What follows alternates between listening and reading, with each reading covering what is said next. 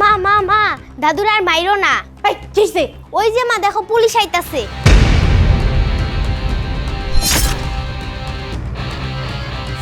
সত্যি তো পুলিশ। হ্যাঁ, এখন আমি কি করি? এই বুড়ো, ওঠ ওঠ।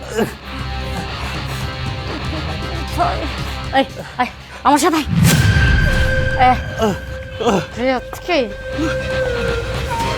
ঘরে কোথায় লোক, এদিকে তো জায়গাও নেই। এই চিপায় না পেয়েছি। এখানে বস, বস এখানে, তাড়াতাড়ি বস। চুপচাপ এখানে বসে থাকবি, একদম লড়াচড়া করবি না বলে দিলাম।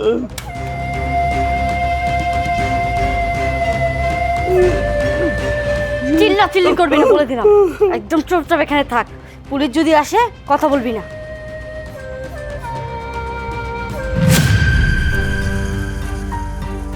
কি ব্যাপার, আপনারা এই বাড়িতে কেন? এই বাসা থেকে অভিযোগ গিয়েছে আপনি নাকি আপনার শ্বশুরের উপর অত্যাচার করেন। কোথায় আপনার শ্বশুর, কোথায়? উনি তো বাড়িতে নেই। আর কে এসব কথা বলেছে? উল্টাপাল্টা কথা বলুন তো। আপনি থামুন লিটু সাহেব। Yes sir. আপনি একটু সার্চ করে দেখুন তো কোথায় আছে। ঠিক আছে। আরে স্যার,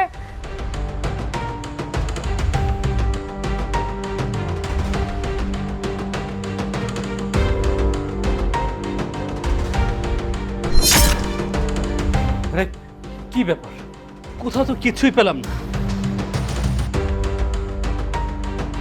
স্যার, কোথাও তো পেলাম না। বলেছিলাম না স্যার, শুধু শুধু হচ্ছে আমাকে হয়রানি করলেন। আচ্ছা ঠিক আছে, আপনার সরি আপনাকে বিরক্ত করার জন্য। লিটু চলুন। কেউ যেন কান্না করছে মনে হচ্ছে। না না না, রেডিও বাজছে, রেডিওতে। এই চলুন তো আমার সাথে চলুন। আরে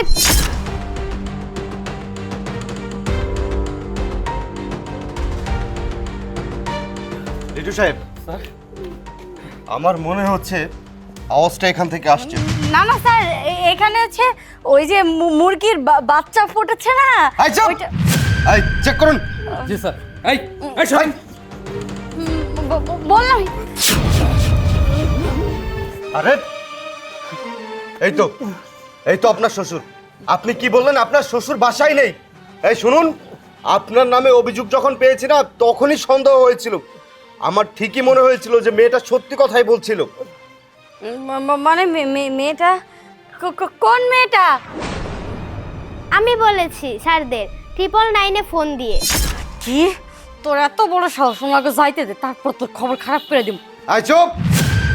আর একটা কথাও আপনি বলবেন না।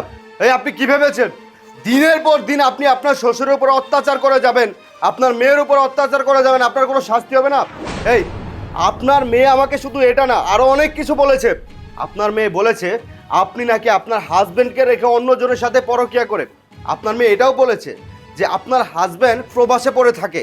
এই আপনার হাজবেন্ড যে প্রবাসে থাকে আপনি জানেন যে একজন প্রবাসী বাংলাদেশে মানুষের জন্য কত কিছু করে, দিন রাত পরিশ্রম করে মাথার ঘাম পায়ে ফেলে টাকা উপার্জন করে, সেই টাকা ফ্যামিলির কাছে পাঠায় এবং ফ্যামিলির মানুষজন সেটা দিয়ে ভালো থাকে।